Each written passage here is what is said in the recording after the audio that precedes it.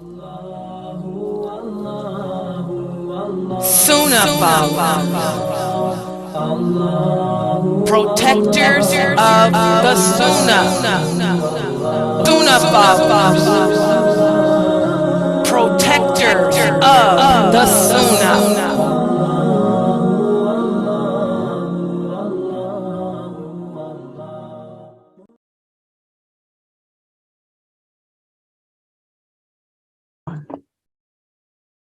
In alhamdulillah, wa salat, wa salam Allah, wa rasulullah. Welcome to another session of our Hadith class. And this is the class, whereas we are studying the Hadiths from the book compiled by Sheikh Muhammad Saeed Atli entitled Divine Hadith Qudsi. Let me put it up on the screen. And also for those of you on Facebook, if you look in the Facebook thread, you'll see I put in there the link www.adlionline.com, and this is the book. It's called Divine Hadith Qudsi. It doesn't have his picture or my picture on it, but it's the rest of it is there. And the book is $7. It's $7. And mashallah, what I like about this book, I am no longer teaching the 40 hadiths of Imam Nawawi. Done deal. This book replaces that, because whereas Imam Nawawi took 40 Hadith Qudsi and broke down the meaning of them, the lessons learned, and how we can apply that, Sheikh Atli went the extra mile. He took over 100 Hadith Qudsi. And he put them there, the meaning and the lessons learned. So this book should be a part of everyone's library. Okay, and this will be the book that I'll be using at Sunnahfollowers when I do teach about Hadith Qudsi, because he has included more Qudsi, than Imam Nawawi has. Okay, so let's look at the Hadith for tonight's discussion. And there he has over 100 Hadiths. We're on Hadith number 29. So that's why if you have not yet bought the book, you should still get it, because we have a long ways to go. We're on Hadith number 29, and there's more than 100 here that we're discussing. So let's take a look at tonight's Hadith. And it's narrated by Abu Hurairah. He said that the Prophet sallallahu alaihi wasallam said that Allah said, a group of angels will be with you at night, and then they leave, and another group come by the daytime. And both groups of angels will gather together each day at the time of Asr and Fajr prayers. Then those angels who were with you during the night will leave and go back to heaven, and Allah will ask them about you. And he knows everything about you. He will ask them, what state did you leave my servant in? And the angels will tell them. They will say, we left them and they were praying. And when we reached them, they were praying. Subhanallah. Wonderful hadith. Because each day, the changing of the guard, I call it the changing of the guard. These are the angels of mercy. They walk the earth night and day looking for Muslims who are gathered together in groups, remembering Allah, looking for Muslims who are gathered by themselves, remembering Allah. And they come at Asr, which is the time for congregational prayer, and then they come again for Fajr. Why these two times, a lot of people ask? Well, we're going to explain why, out of all the prayers that we perform throughout the day, why these two times? Well, the reason being is because both of these hadiths bring about a lot of virtues. And if a person can perform Fajr every morning and Asr every evening, if you can maintain these two prayers, then it makes all your other religious obligations come easy. Why these two? Because these are the two hardest prayers for us to pray. Why? Because Fajr, occurs early in the morning, and a lot of people find it hard to wake up. And Asr, it comes during the middle of the day when we're busy with work. We're busy earning our livelihood. We're busy cooking for the kids, cooking and preparing our homes for our husbands to come home from work and such. So that's the busiest time of the day for most people is Asr time. And if you can remember to put aside your chores, to put aside your duties, and remember Allah, a lot of virtues in that.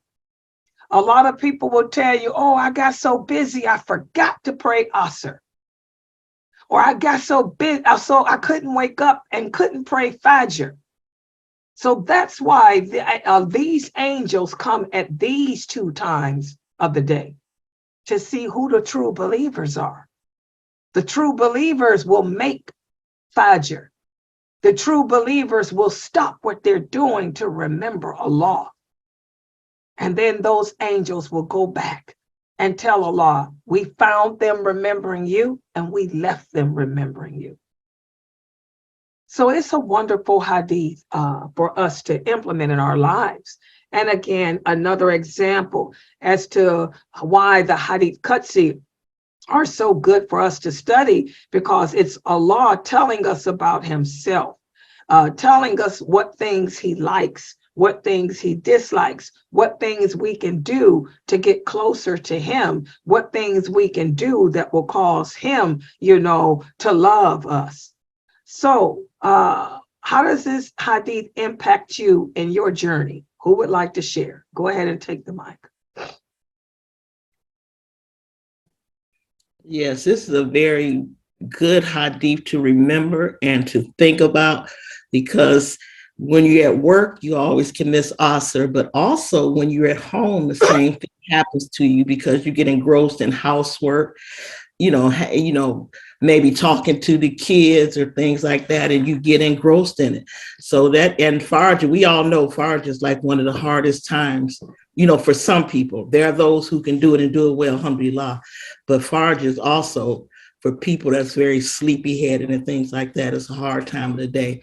But it also makes you respect and realize that Allah cares about you, that his angels are there to record you when you do it.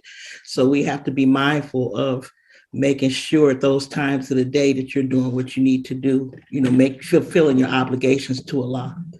Alhamdulillah. Yes. Brother Noor, go ahead.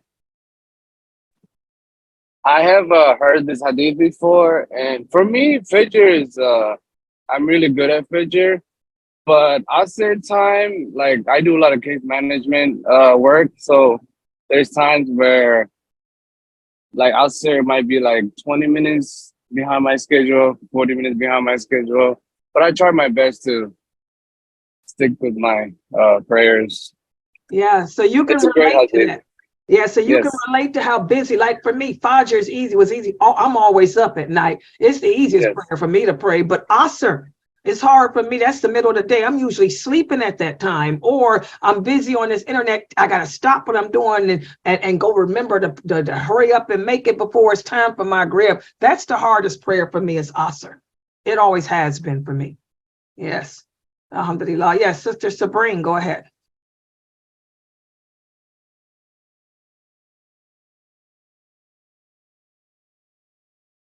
Sabrine, you better pull it together.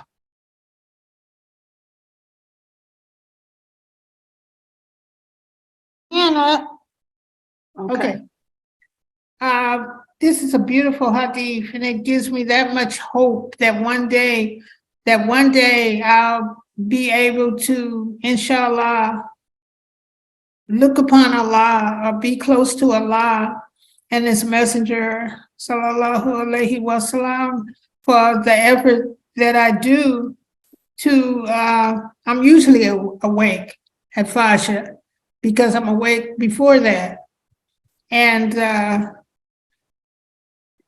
it's a wonderful thing for me to be up that time of morning because I do a lot of pondering and a lot of thoughts enter my mind that are dear to me about Allah. and serving Allah. And I do my best. I'm a writer, and I do my best writing after Fajr prayer. And it is so easy to get busy. I see people get busy all the time at Asr. That's the time, because most time people are working, or they're cleaning the house, or like when my children were still young, I was taking care of them. And sometimes I'd be like, ooh, excuse me, I'm about to miss my Asr prayer, so that is very important, Salat. Both of them are. And I have heard so much about the Fajr prayer and about the angels going up to Allah and telling him, about you and where you were at the time of Salat. I like the night prayers for that reason too. So. Alhamdulillah, thank you for sharing that, Sabrine. Yes, it's a busy time of the day, even for those of us who are retired, such as myself, or don't work. Like I said, I'm usually sitting in here doing PowerPoint around that time, or preparing my lectures and classes, and I have to remember to break away. Okay, Sister Antar, you like to share? Go ahead. Yes, these last few weeks and stuff has been like a problem with me, of course, like making I might wake up at 6 o'clock and think it's 6 in the morning at nighttime, but it be 6 in the morning. But my schedule has really been off for us Asr, and I've been really worried about that, because I usually don't miss no salats or anything. But since I've been like this, I've really like been kind of off lately. And it bothers me a lot, because I know myself. I always try to make all salats on time and everything. And sometimes it don't be like that. It's been kind of hard for me. So I've just been worried about that. Oh. Yeah, in your case, Sister Antar, because you're sick, you should be combining.